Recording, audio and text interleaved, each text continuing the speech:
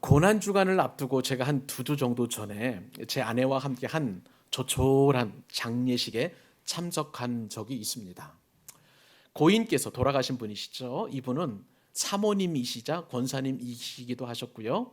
또 이 권사님께서 지병을 앓다가 이제 하나님의 부르심을 받은 참 안타까운 일이 일어나게 되었습니다. 이 권사님은 이제 경상도의 부유한 집안에서 태어나셨고요.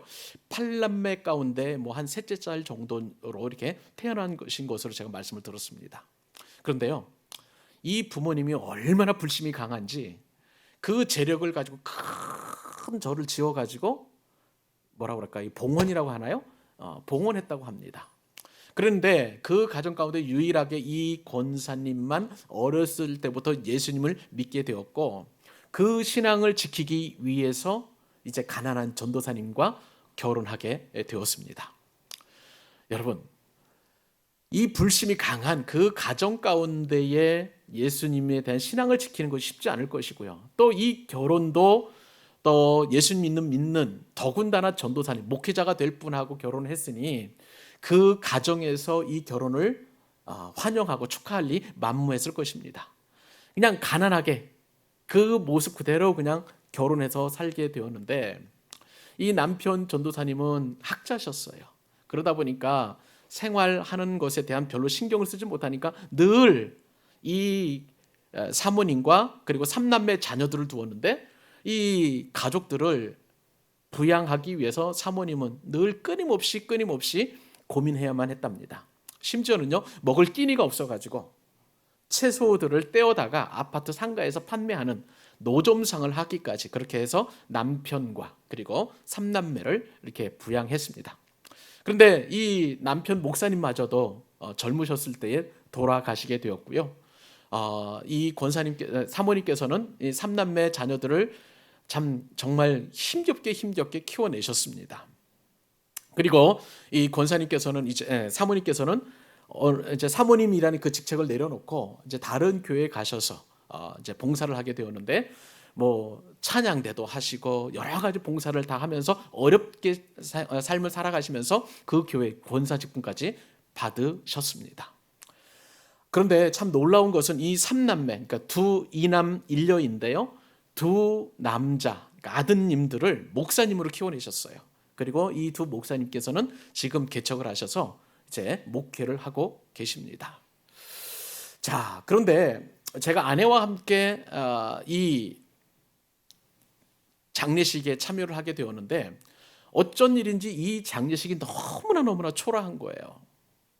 권사님이 다니셨던 교회에서는 어쩐 일인지 저는 사정을 잘 모르겠습니다만은 이 장례를 집례하지 않겠다는 그런 이야기를 하셨답니다.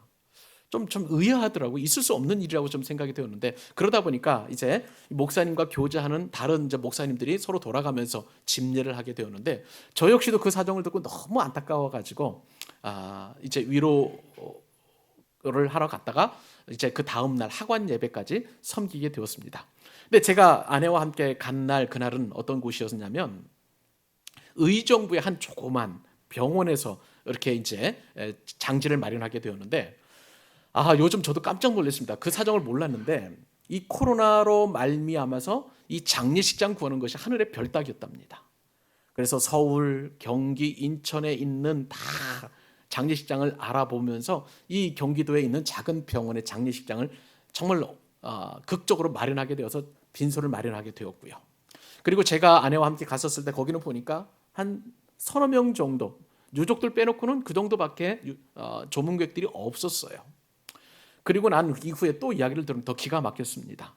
이 이제 고인을 이제 화장을 해야 되는데 화장장을 또 찾을 수 없다는 거예요. 그래서 서울도 가보고 경기도 도 알아보고, 그런데 나중에 이분이 원래 사줬던 거주지가 인천이었는데 인천에 있는 시립 그 화장장에서 그렇게 화장을 하는 참 극적인 그런 어떤 순간을 맞이하게 되어서 그 화장을 하게 되었습니다.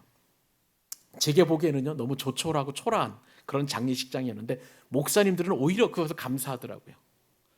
코로나 때문에 영안실 구할 수 없었었는데 영안실 구할 수 있는 것도 감사했고, 또 요즘 화장이 쉽지 않아 가지고 3일장이 아니라 5일장, 6일장까지도 대기하면서 기다려야 하는데 3일장으로 치러낸 것만 해도 너무 감사하다.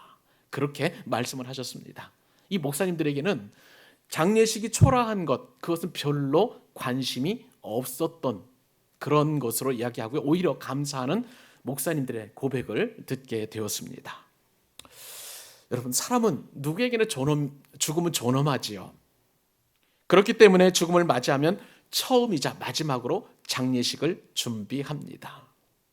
가족들은 만약에 돌아가시게 되면 남은 유족들은요, 이 처음이자 마지막인 장례식을 어떻게 해서든지 간에 좀 화려하게 해서 고인을 떠나보내려고 그렇게 이야기합니다.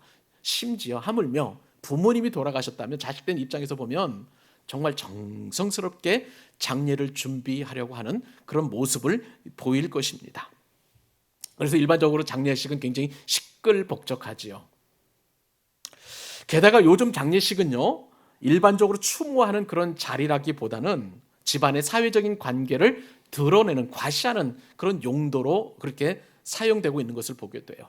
그러다 보니까 이제 조문객들이 얼마만큼 많이 오냐, 또 조화가 얼마만큼 많이 오냐에 따라서 그것을 보고 또 많은 사람들은 이 집안이 사회적 위세가 대단하구나라고 그렇게 판단하고 있습니다.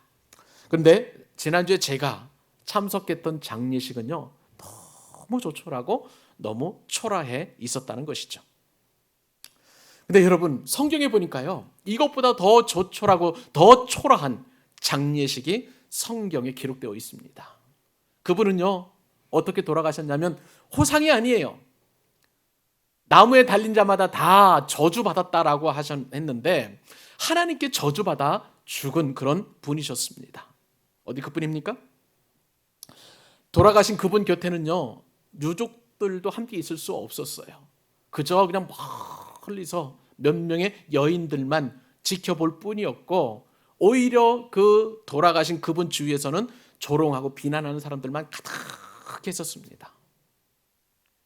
그리고 이분의 시신이 이제 나무에서 내려지게 되었는데, 나무에 내려지자마자 1시간 만에 그냥 무덤으로 들어가게 되었어요. 이 시신은 깨끗하게 닦지를 못했고요, 시간이 없으니까 그냥 헝겊으로 대충 말아가지고 시신을 이렇게 둘렀습니다. 그리고 유족들은 조문객들로부터 위로를 받을 수 있는 시간이 없었어요. 3일장, 5일장은 그분에게는 너무나 사치스러운 그런 장례였을 것입니다. 저도 목회하면서 수백 번 장례를 집례했는데요, 이처럼 초라하고 이처럼 외롭고 왜 이처럼 고독한 장례는 없었던 것으로 저는 기억합니다. 여러분, 이 장례가 누구의 장례일까요? 예수 그리스도의 장례였습니다. 그런데 오늘 본문에 보니까요, 이 장례 이후에, 이 초라한 장례 이후에 엄청난 일이 일어나게 되었는데, 이 장례를 마무리하기 위하여 세 여인들이 등장하게 됩니다. 그 여인들은 예수님께 향품을 발라드리려고, 시신이 썩고 부패하니까 그것을 조금 더 방지시키기 위해서 향품을 바르려고 준비하러 왔다가 이 죽은 분이 살아나는 엄청난 기적의 현장을 이들이 목격하게 되었다는 거예요. 그것이 바로 첫 번째 부활절이자 부활주일입니다.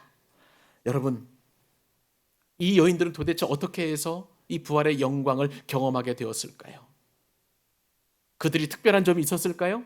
오늘 말씀을 통해서 어떻게 해야 우리가 영광의 부활하신 주님을 만날 수 있을까? 어떻게 해야 우리가 부활하신 이 주님을 만나는 은혜 위에 은혜를 체험할 수 있을까? 본문에 보면 두 가지 그 이유를 이야기하고 있는데요, 사랑하는 여러분, 여러분에게 부활신앙 가질 수 있기를 바랍니다. 오늘 말씀을 통해서 여러분들의 심령 가운데 부활을 그냥 단순히 믿는 차원에서 떠나서 이 부활신앙을 갖는 것이 얼마나 복된 것인지 도전을 받으시고요, 오늘 말씀 이후에 나도 부활신앙 주옵소서, 내가 부활신앙 갖게 하여 주옵소서, 이 부활신앙으로 승리하게 하여 주옵소서, 그렇게 소망하는 여러분 되실 수 있기를 우리 주님의 이름으로 축복합니다. 자, 오늘 본문을 통해서 우리에게 주시는 하나님의 교훈 첫 번째입니다. 그것은 뭐냐면요, 부활신앙은 우리 예수님을 향한 절대 사랑과 믿음을 필요로 한다는 사실입니다. 우리 같이 한번 읽어보십시다. 시작. 부활신앙은 주님을 향한 절대 사랑과 믿음을 필요로 한다. 아멘. 여러분 한번 가정해 보십시다. 우리 기독교에서 만약에 부활이 없다. 여러분 어떻게 생각하세요? 우리에게 부활이 없다는 것은 여러분들은 어떻게 받아들일 수 있겠습니까? 여러분 우리 기독교 신앙은요 항상 예수 그리스도의 부활이 우리 신앙의 기초인 줄로 믿습니다. 이 부활이 없으면은 아무것도 아니게 되는 거예요. 그렇기 때문에 사도 바울은요 우리가 아까 교동문에서 읽었던 것처럼 예수 그리스도의 부활이 없다면 우리의 전파하는 것도 우리의 믿는 것도 다 헛되다라고 그렇게 말씀했습니다. 한마디로 말하면요 부활이 없다면 부활절이 필요 없다는 거예요. 부활절 예배도 필요 없다는 거예요. 이 부활을 기념해서 우리가 주일마다 하나님을 예배하고 있는데 이 주일도 필요 없는 것이고요. 이따가 여러분들에게 부활절 달걀 나눠드릴 텐데요. 부활절 달걀도 필요 없습니다. 여러분 우리는 헛된 것을 믿기 때문에 그 헛된 것을 믿는 헛수고를 하는 거예요. 부활이 없다면. 그러니까 이 부활은 우리 기독교 신앙의 저와 여러분의 믿음의 대단한 초석인 것을 우리는 알게 됩니다. 자, 그런데 오늘 본문에 보니까 이 예수님의 부활이 그냥 무턱대고 믿으라는 것이 아니라 이것이 역사적 사실인 것을 분명하게 나타냅니다. 왜요? 증인이 있기 때문에 그런 거예요. 오늘 본문 1절과 2절 다시 한번 읽어보도록 하십시다. 읽겠습니다. 안식일이 지남에 막달라 마리아와 야고보의 어머니 마리아와 또 살로메가 가서 예수께 바르기 위하여 향품을 사다 안식 후 첫날 매우 일찍이 해도 들 때에 아멘. 세 여인은요 예수님께서 돌아가시는 장면을 멀리서 보았습니다. 갈보리 언덕에서. 그리고 나서 이제 예수님을 더 만나보고 싶었는데 그 사모하는 마음이 있었을 거예요. 그래서 예수님의 시신에 좀 향품을 바르고 싶어 했는데 그래서 그냥 안식 후 첫날에 이 향품을 가지고 무덤으로 가게 된 거예요. 그런데요 그때가 언제냐면 자 2절 말씀을 보니까 안식 후 첫날 자 그 다음에 뭐가 나오냐면 매우 일찍이 해 돋을 때에 그렇게 성경에 기록되어 있습니다. 성경에 보통 시간이 나온다는 것은 굉장한 의미를 가지고 있어요. 시간을 표현한다는 것은 사람의 감정을 표현하는 것입니다. 그러니까 이 여인들이 예수님의 시신에 향품을 바르기 위해서 이른 새벽에 해 돋을 때에 그 무덤으로 갔다는 거예요. 그만큼 사모하고 그만큼 기대하고 어서 빨리 동이 터야 내가 예수님의 시신에 가서 향품을 바를 텐데 그렇게 생각하고 있었다는 거예요. 우리는 여기서 도전을 받아야 됩니다. 특별히 남자들이 도전을 받아야 될 것입니다. 여러분 여인들이 이른 새벽에 해 뜨기 전에 무덤으로 간다는 것 쉬운 일입니까? 어려운 일입니까? 보통 일이 아니에요. 남자라도요 이 묘지에 간다는 것은 대단한 담력 아니면 안 되는 일입니다. 그런데 남자도 아닌 여인들이 이 예수님의 시신에 향품을 바르기 위해서 무덤에 이른 새벽에 간 것을 오늘 성경은 그렇게 이야기하고 있습니다. 여인들은 아마 밤잠을 설쳤을 거예요. 아니 하루 한숨도 못 잤을지도 모르겠습니다. 그렇게 사모하면서 빨리 동이 트기만을 그렇게 기다렸다는 것을 우리가 알게 됩니다.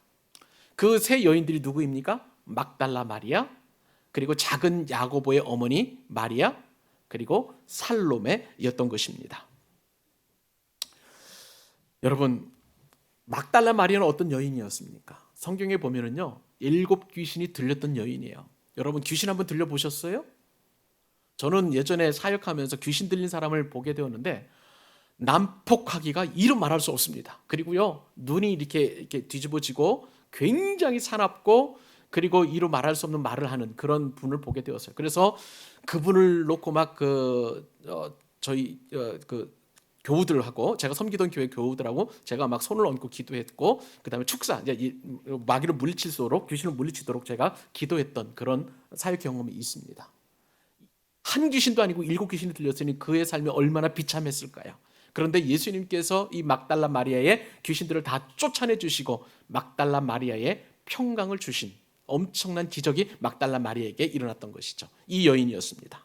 두 번째, 오늘 본문에 등장하는 여인은요 다른 여인이 아니라 작은 야고보의 어머니라는 거예요. 그렇다면 큰 야고보도 있겠다는 것이죠. 작은 야고보의 어머니, 그렇게 되어 있고, 또 마가복음 15장에 보면 작은 야고보와 요새의 어머니라고 이렇게 표현되어 있습니다. 요새는 헬라식 이름이고요, 히브리식 이름은 요셉입니다. 그러니까 야고보와 요셉의 어머니 마리아라고 이렇게 보시면 되겠고요. 또 다른 여인은 살로메입니다. 이 살로메는 어떤 사람이냐? 큰 야고보의 어머니였어요. 야고보와 요한을 예수님 앞에 데리고 와서 청탁했던 거 여러분 기억하시죠? 주님 나라가 임하게 되면, 그러니까 예수님께서 예루살렘 성에 입성하시면 내 큰아들은 주님의 우편에, 내 작은 아들은 주님의 좌편에 있게 해주십시오라고 청탁했던 그 여인이 바로 살로메입니다. 이 세 여인이 지금 예수님의 부활을 목격한 첫 번째 증인이었다는 것이죠. 근데 여러분, 여기서 한 가지 이상한 점이 있어요. 이상한 점이 있어요. 여러분, 상식적으로 볼 때 꼭 있어야 될 사람들이 없는 거 여러분 혹시 이상하지 않으세요? 누가 있어야 됩니까? 이 부활의 첫 현장에 제자들이, 맞아요. 여러분 말씀하신 것처럼 제자들이 있어야 되는데, 오늘 본문에 보면 제자들이 있습니까? 없습니까? 없어요. 예수님이 그토록 사랑하시던 11 제자들, 가룟 유다는 자살을 했으니까요, 11 제자들이 다 없는 것을 보게 됩니다. 예수님께서 기적을 일으키실 때마다 수천 명의 사람들이 몰려왔습니다. 오병이어의 기적의 현장에서만 해도 남자들만 5천 명이었어요. 7병이어의 기적에서도 남자들이 7천 명이었어요. 그런데 그 많이 고침을 받고 치유받고 예수님께 은혜를 받았던 수많은 사람들은 다 온데간데 없이 사라지고, 심지어는 예수님께서 가장 사랑하셨던 12 제자조차도 이 부활의 첫 현장에 있지 않았다는 사실입니다. 대신 그 부활의 현장에는 누가 있었을까요? 세 여인들만 있었습니다. 자, 어떻게 해서 이 여인들이 부활의 가장 영광스러운 예수님의 부활의 첫 목격자 증인이 되었을까요? 나름대로 말씀을 묵상해 보니까 이분들에게는 남다른 믿음이 있었습니다. 첫째는 뭐냐면요, 예수님을 진정으로 사모하는 그런 여인들이었습니다. 예수님 주변에 있던 수많은 사람들, 제자들까지도 없는 그 상황 속에서 이 여인들만 남아 있었던 거예요. 그들에게는 믿음이 있었습니다. 어떤 믿음? 주님을 향한 그 사랑의 믿음이었어요. 변치 않고, 심지어 예수님께서 죽으셨음에도 불구하고 그 사랑은 전혀 변하지 않는 그 사랑의 믿음이 있었다는 거예요. 저는 여러분들을 축복하고 싶습니다. 어떠한 일이 있어도 주님에 대한 사랑에 대한 믿음만큼은 변하지 마시기를 바랍니다. 왜요? 우리도 부활의 증인이 될 수 있기 때문에 그런 거예요. 또 하나, 이들에게는요, 예수님을 향한 거룩한 근심이 있었습니다. 여러분, 우리는 염려와 근심하면서 살아가는데요, 이 여인들에게는 다른 근심이 아니라 주님을 향한 근심이었어요. 어떤 근심이었습니까? 무덤에 갔는데 어떻게 하면 저 돌문을 굴릴 수 있을까? 그 근심이었어요. 사랑하는 여러분, 여러분들에게 필요한 근심은 주님을 향한 근심인 줄로 믿으시기 바랍니다. 다른 모든 근심, 염려는 주님께서 책임져 주시겠다고 말씀하셨으니까요, 주님께 다 의탁하시고 저와 여러분은 주님을 향한 근심만 가질 수 있기를 바랍니다. 또 여인들은 어떤 특징이 있었을까? 하나님의 말씀을 기억한 여인들이었어요. 예수님의 말씀을 기억한 여인들이었어요. 이제 이 여인들이 나중에 말씀을 드리겠습니다만은 이제 기쁨의 좋은 소식을 들었습니다. 천사로부터.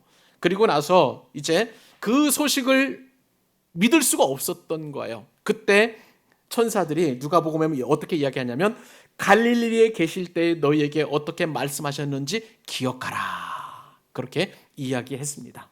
근데 여인들은요, 놀랍게도 이 말씀을 기억하고, 아, 맞아, 그때 예수님께서 부활하신다고 말씀하셨지, 그리고 그 소식을 전하기 위하여 슬픔에 빠져있는 제자들에게 달려갑니다. 주님의 말씀을 기억하면 그것이 우리에게 부활 신앙이 되는 줄 믿으시기 바랍니다.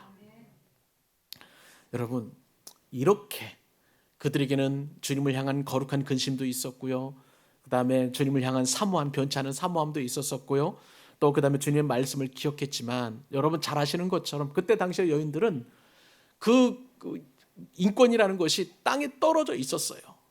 그때 당시에 여성들은 사회에서 완전한 인격체로 대접받지를 못했습니다. 인구 통계에도 잡히지 않았고요, 법정에서 증언할 권리조차 없었던 것이에요. 그만큼 천대받았습니다. 그런데 이 여성들이 바로 부활의 첫 증인이 되었던 거예요. 그리고 그때 당시에 여성들은요, 남성들로 홀대받을 수밖에 없었던 것이 뭐냐면 하와가 먼저 뱀의 유혹에 빠져 있었기 때문에 유대인들의 입장에서 보면 원죄의 원흉이에요. 그러니까 늘 여인들을 홀대했던 것이에요. 그런데 놀랍게도 오늘 본문에 보니까 이 여인들이 부활의 첫 증인이 되었다는 사실입니다. 여러분, 남성이 분발해야 되는 것은 마찬가지, 우리가 이제 도전을 받아야 되겠습니다만은, 그런데요, 말씀을 더 깊이 우리가 묵상을 해보면 이 여인들이 부활의 첫 증인이 되었던 그 요인은요, 이들이 여성이었기 때문이 아니라 그들이 가진 믿음 때문이라는 사실을 여러분 꼭 기억하실 수 있기를 바랍니다. 예수님께서 사회적으로 천대받는 여성들을 부활의 첫 증인으로 삼으신 이유는 그들이 여성이었기 때문이 아니에요. 그 프리미엄이 아니에요. 그들에게는 남다른 믿음이 있었다는 것입니다.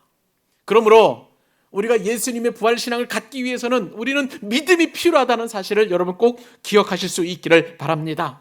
남자 여자 상관없어요. 남녀노소 상관없어요. 빈부귀천 상관이 없어요. 그것이 여러분 집사님이든 평신도든 또 목사님도 상관이 없어요. 그저 우리에게 주님을 향한 이 믿음 한 가지면 우리는 얼마든지 부활신앙을 가질 수 있다는 거예요. 여인들은요, 남다른 믿음이 있었습니다. 남다른 주님을 향한 사랑이 있었어요. 남다른 주님을 향한 사랑과 믿음이 우리에게 부활신앙을 가져다 준다는 것이에요. 사랑하는 여러분을 축복합니다. 우리도 이 여인들이 가졌던 주님을 향한 남다른 사랑 소유하십시다.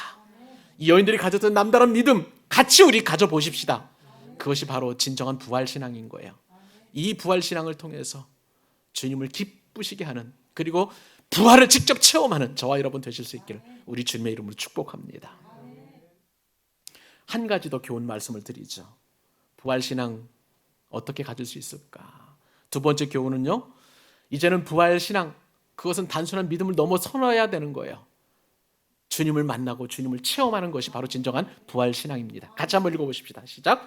부활신앙은 믿음을 넘어 주님을 만나고 주님을 체험하는 것이다. 아멘. 여러분, 성경 읽어보니까요, 본문에 보니까 무덤에 이제 세 여인이 도착했는데 이 여인들은 근심이 있었어요. 저 무거운 돌문 어떻게 굴릴 수 있을까? 여러분, 뒤에 현장 예배 드리시는 분은 아실 거예요. 이 플래카드 뒤에 보면 큰 돌문이 있습니다. 여인들이 어떻게 이 돌문을 옮길 수 있을까요? 향품을 주님의 시신에 발라야 되는데 그 바르기 전에 이 돌문을 굴려서 주님의 시신 앞으로 가야 되는데 그것을 못하는 거예요. 그러니까 이 돌문 무덤에 이르기까지 여인들은 근심할 수밖에 없었던 거예요. 그래서 이것에 대한 고민을 이야기합니다. 우리 3절로 5절 말씀 같이 한번 읽어볼까요? 서로 말하되 누가 우리를 위하여 무덤문에서 돌을 굴려주리오 하더니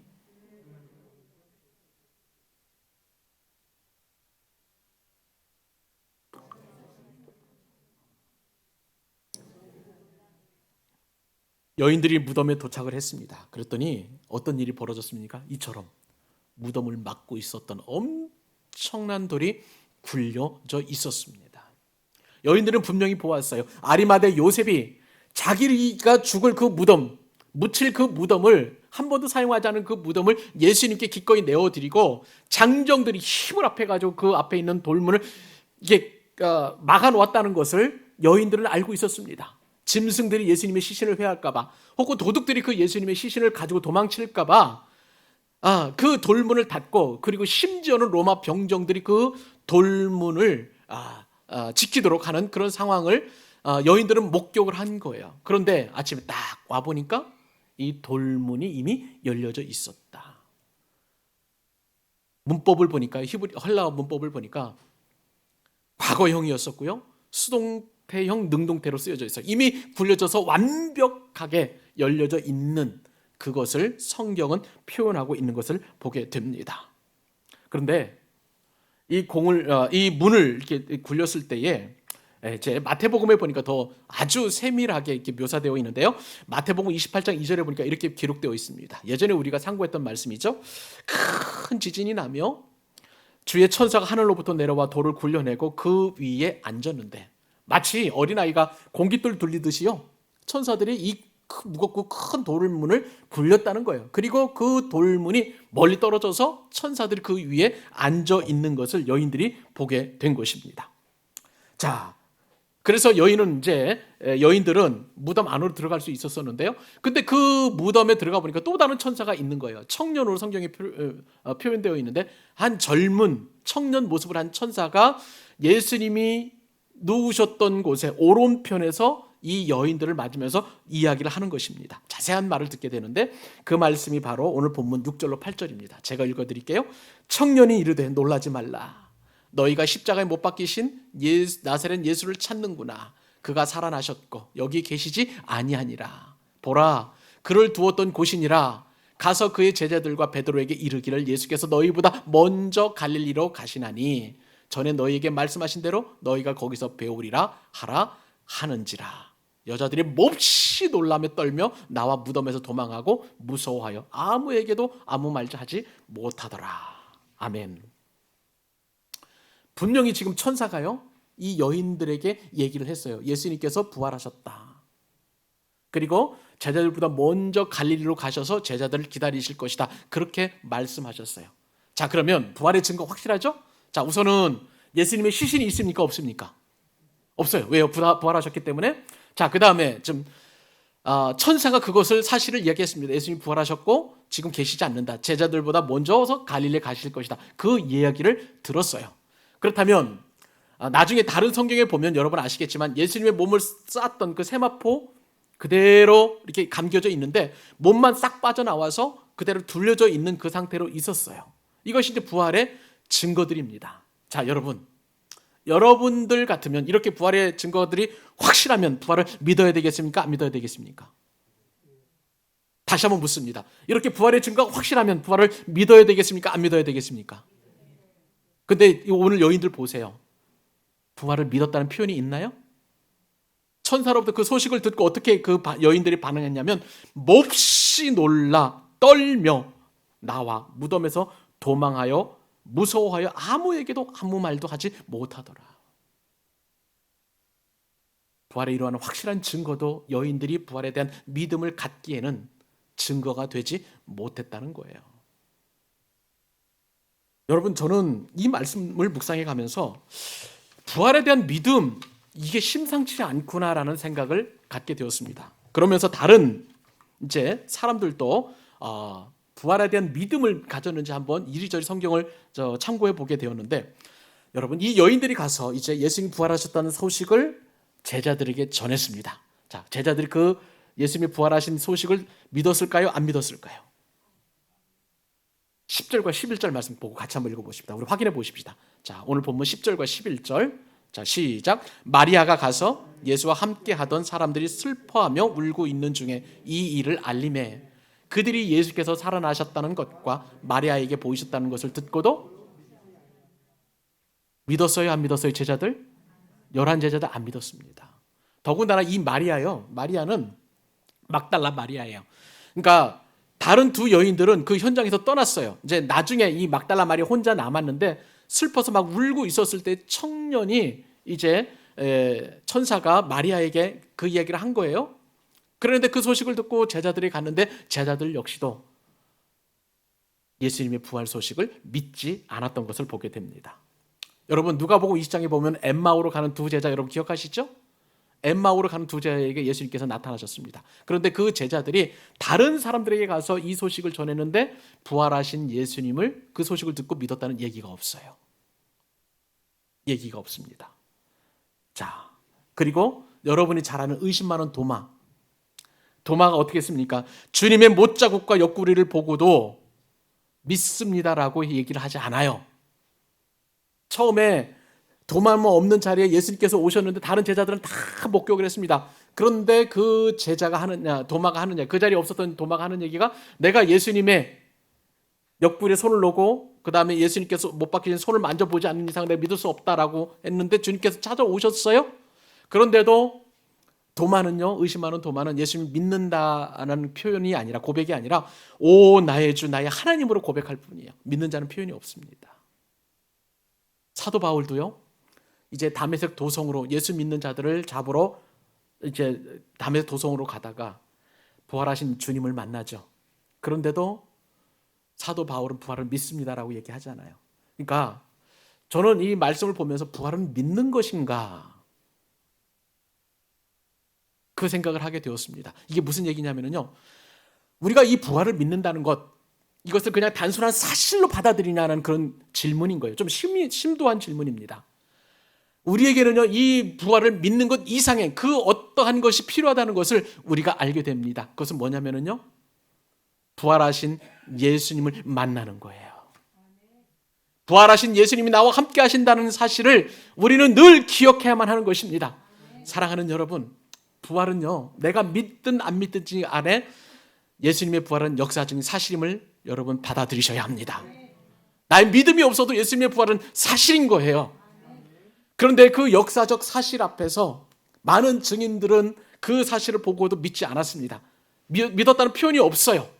그런데 여러분, 그들이 믿음을 뛰어넘는 위대한 신앙의 어떤 단계에 이르렀는데 그것은 부활하신 예수님을 만난 거예요. 사랑하는 여러분, 저와 여러분도 부활하신 예수님을 만나야 합니다. 주님을 만나면 믿음이 저절로 생기는 거예요. 그냥 단순히 내가 예수님이 부활하셨음을 믿어야 된다라고 해서 믿는 것, 그 믿음 가지고는 우리에게는 참된 부활신앙이 될 수 없는 거예요. 부활하신 예수님이 나를 만나주시고 내가 그분과 더불어 사는 것을 체험해야만 그것이 진정한 부활신앙인 줄 믿으시기 바랍니다. 내가 입술로 고백한다고 믿어지지 않는 사실을 그냥 체면 때문에 어쩔 수 없이 내가 믿는다고 믿어서는 그것이 진정한 부활신앙이 아니라는 사실이에요. 사랑하는 여러분, 부활하신 예수님은 지금도 저와 여러분을 만나 주십니다.